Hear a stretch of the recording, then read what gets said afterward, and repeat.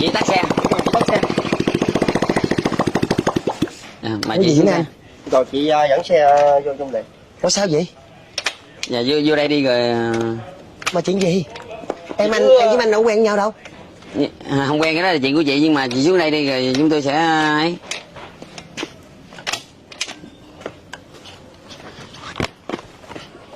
Giờ chị xuất trình giấy tờ cho chúng tôi kiểm tra. Rồi chị xuất trình giấy tờ. Giấy tờ gì? Giấy tờ xe. Giấy tờ xe, giấy phép lái xe, cọc quẹt xe, bảo hiểm xe. Đúng rồi. Không có. Rồi hiện tại là chị không có Không có giấy tờ xe, cọc quẹt xe, bằng lái xe. Không có gì hết trơn.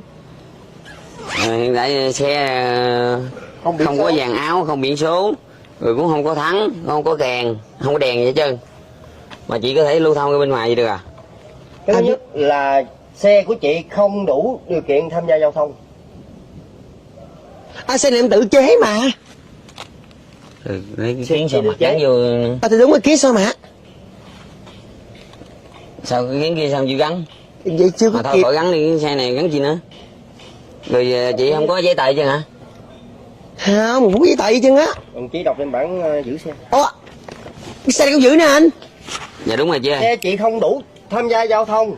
Cái thứ nhất là xe không biển số xe, thứ hai chị không đem giấy tờ xe, thứ ba xe chị không có bất cứ cái phương tiện là gọi là xi nhan, kèn, đèn, thắng, và đặc biệt là xe chị không có cái bình xăng. Bình xăng của chị đây hả? Bình xăng đó. Tạm giữ phương tiện. Chị cho xin hỏi tên. Thí Liễu, Nguyễn Phạm Thí Liễu. Xe gì mà chị cũng dám lưu thông ra đường nữa. Nói xíu ba thông cảm cho em về đây. Thông cảm đi mình không à. Mình không gì chị? Mình không gì chị? Là không có tiền nữa mình không đó. Cái đó là việc của chị. Còn cái này là chúng tôi đang thực hiện nhiệm vụ. Chị hiểu không? Xíu xe của em không bắt nữa trời ơi, sao mà thương. Sao đang nghèo mà còn xui nữa chèn.